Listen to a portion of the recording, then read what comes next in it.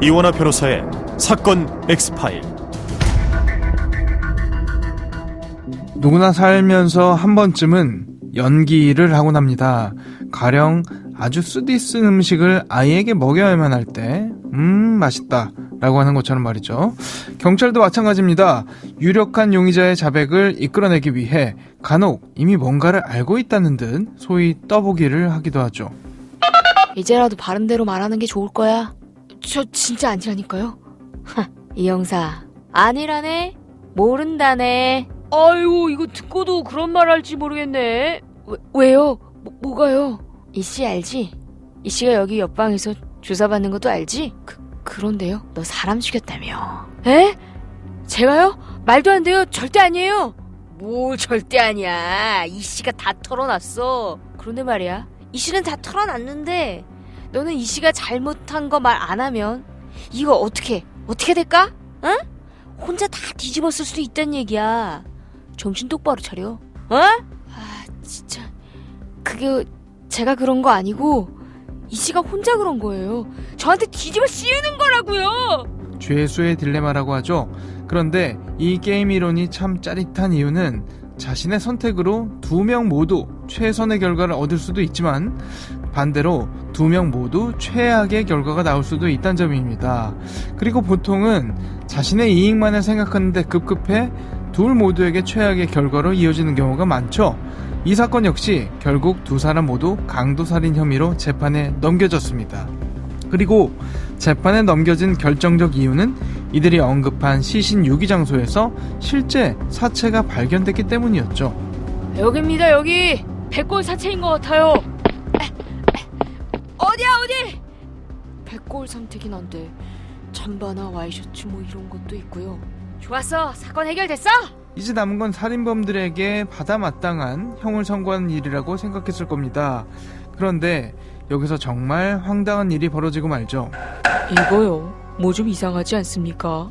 존경하는 재판장님, 어떤 거 말씀이시죠? 아니, 사고 일어난 시점이 최근 아닌가요?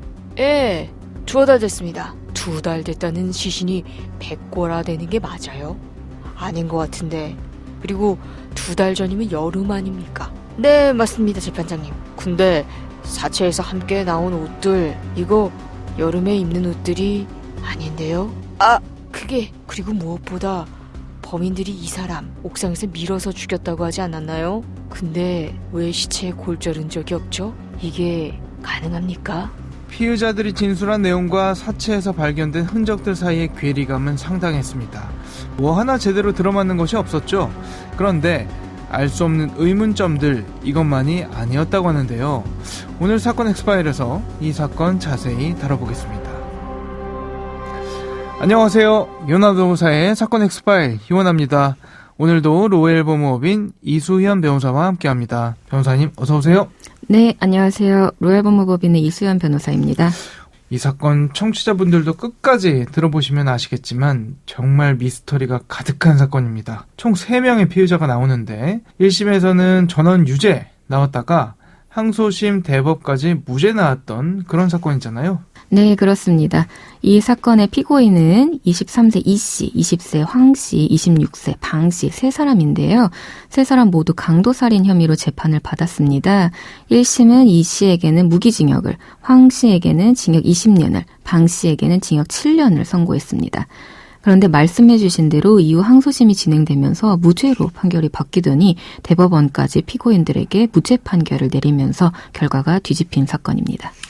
강도살인 혐의로 1심에서 한 사람은 무기징역까지 나왔는데 어떻게 전부 무죄가 나온 겁니까? 이 사건이 참 특이한 사건이어서요. 이 사건에 관해서 이야기하려면 일단 먼저 알아야 되는 대목들이 있습니다. 하나씩 찬찬히 설명해 보겠습니다. 사건의 발단은 2001년 10월에 이 씨와 황 씨가 이 사건과는 다른 사건으로 강도상해 혐의로 체포되면서 시작됩니다. 네, 당시 이 씨와 황 씨는 서로 분리된 채 취조를 받고 있었는데요. 그런데 황 씨가 불안한 모습을 보이면서도 이상하게 너무 순순하게 범행을 자백하는 모습을 보인 겁니다. 겁니다. 이제 취조하던 형사는 자신의 경험상 이러면 황 씨가 더 큰 범죄를 저질렀고 그것을 감추기 위해서 강도상의 혐의를 순순히 털어놓는 것이라고 생각했습니다. 특히 이 씨와 황 씨는 이전에 전과도 좀 많았기 때문에 더 수상했던 모양입니다. 어떤 전과가 있었죠? 황 씨는 특수강간으로 징역 2월에 집행유예 3년, 특수절도로 징역 1년에 집행유예 3년, 2번의 전과가 있었고 이 씨는 청소년 대상 성범죄로 징역 2년 6월에 집행유예 3년을 선고받은 사건이 있었습니다. 그렇다 보니까 경찰이 여죄를 의심할 수밖에 없었는데요. 담당 형사가 황 씨한테 너 사람 죽였다면서? 라고 떠보는 질문을 던졌는데 황 씨가 갑자기 누가 그러냐, 자신은 안 죽였다 라면서 격하게 반응한 겁니다.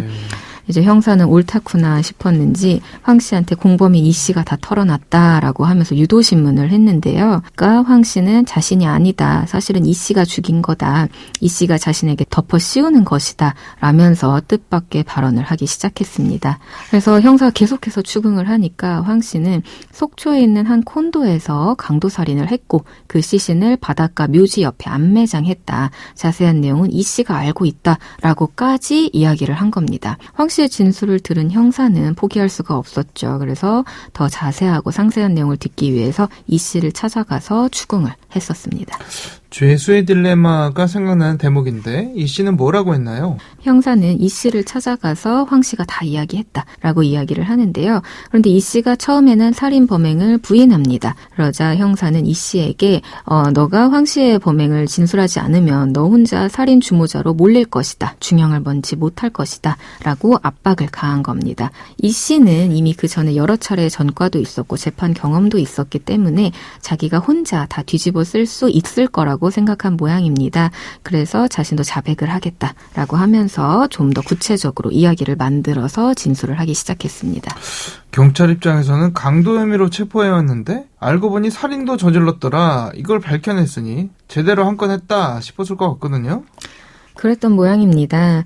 경찰은 이 씨에게는 황 씨가 털어놓은 범죄 사실보다 더 구체적으로 진술을 요구했습니다. 이제 얘기를 하다 보니 이 씨의 진술 내용이 실제로 이루어지려면 적어도 3명이 있었어야 했던 모양입니다. 그래서 형사가 이 부분도 강하게 지적을 하니까 이 씨는 같은 동네에 사는 방 씨가 공범이다라고 진술을 했고요. 그러면서 방 씨까지 긴급 체포되기도 했습니다.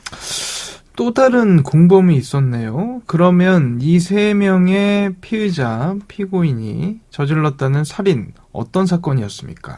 이 씨가 상세히 진술을 했기 때문에 이 씨의 진술 내용을 토대로 정리를 해보면 4개월 전인 2001년 6월에 어느 날 새벽 2시쯤에 동네 친구인 이 씨, 황 씨, 방 씨 3사람이 평소에 봐두었던 인근의 속초 H콘도라는 곳으로 가서 투숙객을 상대로 강도살인을 해서 유흥비를 마련하자라고 모의했다고 합니다.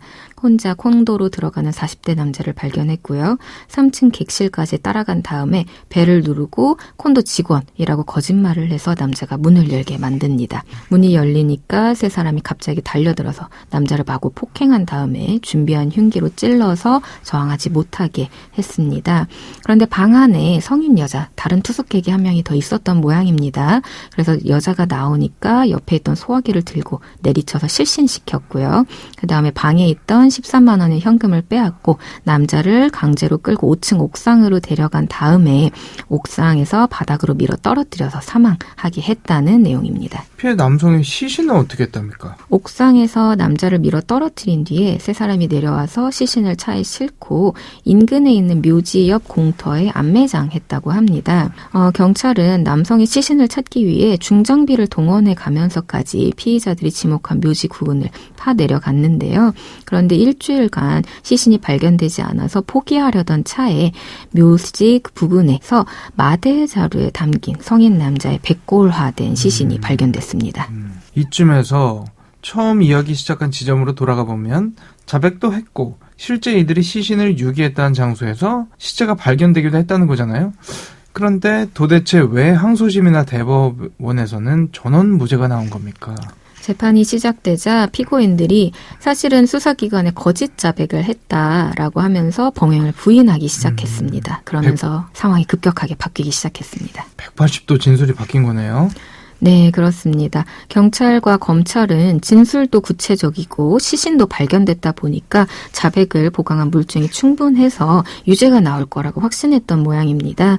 그런데 피고인들이 갑자기 재판에서 자신들은 살인을 한 적이 없다. 경찰과 검찰의 강압 수사에 의한 회유에 못 이겨서 거짓 자백을 했다라고 주장한 겁니다. 결과를 보면 1심은 이들의 자백 번복을 받아들이지 않았기 때문에 실형이 나온 거고 항소심은 이걸 받아들였던 모양이죠? 네, 그렇습니다. 항소심 재판부는 미심쩍은 부분이 많다고 판단했습니다. 어떤 것들이었을까요? 일단 첫 번째로 콘도에서 피해자의 신원을 파악할 수 있는 투숙 기록이라든지 유류품이 전혀 발견되지 않았습니다. 단순히 유흥비 마련을 하기 위해서 성수기에 콘도를 대상으로 범행을 저질렀다는 것도 참 미심쩍은데 콘도에서 투숙객이 실종되거나 사고당한 기록도 없다. 그리고 옥상에서 떨어졌으면 혈흔이 발견되어야 되는데 혈흔도 없다. 그리고 아까 말씀드린 그 실신했던 여성 있지 않습니까? 네. 동반 투숙객이었던 여성도 발견되지도 않고 신고도 하지 않았습니다. 심지어 콘도 직원을 만났다고도 하는데요. 이 세 사람이 여성을 이동시킬 때 콘도 직원을 만났는데 이 직원이 발견되지 않았습니다. 이상하긴 하네요. 네, 그리고 더 이상한 것은 두 번째로 남자의 시체가 백골 상태로 발견되었다는 건데요. 시체가 백골이 되려면 적어도 1년 전에는 안매장이 되었어야 했습니다. 시체도 백골화되어 있고 옷도 다 사가 있는 상태였는데 국립과학연구소에서는 적어도 시신 발견 1년 전부터 부패가 진행되었을 것이다 라는 소견을 제시했습니다. 그런데 피고인들의 진술에 따르면 살인 시기가 시신 발견 4개월 전이라고 하니까 시기가 맞지 않습니다. 네. 그렇다고 해서 피고인들이 범행 시기를 거짓으로 진술했다고 가정을 해봤더니 1년 전으로 잡게 되면은 이 세 명이 모두 각각 구치소, 교도소에 있었다고 합니다. 아예 범행이 불가능했던 것입니다. 알리바이네요. 네. 알리바이도 너무 확실했던 거죠. 이렇듯 피고인들이 진술한 구체적인 범행 경위가 실제 상황과 들어맞지 않는 점이 너무 많았습니다. 그리고 세 사람 사이의 진술도 서로 경위도 다르고 범행 시간도 다르고 도구도 다르고 각각 모두 다 달랐습니다. 그래서 믿을 수가 없었던 거죠. 진짜 황당하네요. 경찰이나 심지어 검찰에서도 이거 몰랐을까요? 생각도 해보지 않았던 것 같습니다. 그런데 더 황당한 일이 있습니다. 문제점들을 확인을 해보면 시신이 유일한 증거이지 않습니까? 그렇죠. 그래서 다시 분석을 해봐야 되는데 경찰과 검찰이 피해자의 유골을 보관할 곳이 없다라면서 화장을 해버린 겁니다. 그리고 피해자의 유골이 쌓여져 있던 마대자루도 불태워버리면서 증거가 모두 유실되었습니다. 이런 검찰의 어처구니 없는 대처로 인해서 결국 세 사람에 대한 강도살인 혐의가 무죄가 나온 겁니다. 네. 다만 완전히 무죄는 아닌 것이 이전에 황 씨와 이 씨가 잡혀온 계기는 다른 사건이라고 말씀드렸잖아요. 그렇죠. 네. 그래서 강도상해 혐의에 대한 혐의는 인정되어서 황 씨와 이 씨는 강도상해 혐의로 각각 징역 4년을 선고받아서 2005년에 만기 출소하였다고 합니다. 그런데 진짜 신기하네요. 이 사람들이 범인이 아닐 가능성이 더 크다라는 게 납득이 되거든요. 그런데 그렇다고 해도 어떻게 그들이 시신을 유기했던 장소에서 진짜 시신이 나왔고 또 대체 그 시신은 누구며 만약 그들이 한 게 아니라면 이 시신이 살해된 건지 아니면 다른 일이 있었던 건지 이거 영원히 알 수 없게 된 거 아닙니까? 네, 그렇습니다. 근데 시신이 묻혀져 있던 장소가 공동묘지 근처였습니다. 그래서 안매장의 근거를 확신할 수가 없었던 네. 모양입니다. 아무래도 공동묘지 근처이다 보니 정말 살해한 피해자인지 다른 이유인지 알 수가 없었던 거죠. 그리고 가장 결정적인 증거인 피해자의 사체는 소실되었고 그 신원조차 알 길이 없다 보니까 만약 살해된 피해자라고 해도 그 사체가 유가족의 품에 돌아가지도 못하고 억울함을 풀지도 못한 안타까운 사건입니다. 이제껏 다뤘던 미제 사건 중 가장 미스테리하고 가장 이해가 안 되는 사건이기도 했습니다. 정말 그 콘도에서 남성이 살해당한 사건이 있긴 했는지 공동묘지에서 발견됐다는 시신이 누군가로부터 살해당한 건지조차 알 수가 없게 돼버린 그런 사건이죠. 그리고 그 주된 원인 경찰과 검찰인데요. 여러분은 이 사건 어떻게 들으셨나요? 오늘 저희가 준비한 내용은 여기까지입니다. 끝곡으로 최유리의 숲 들려드리면서 이 시간 마치겠습니다. 여러분은 모두 변호받아 마땅한 사람들입니다. 사건 X파일. 여러분 고맙습니다.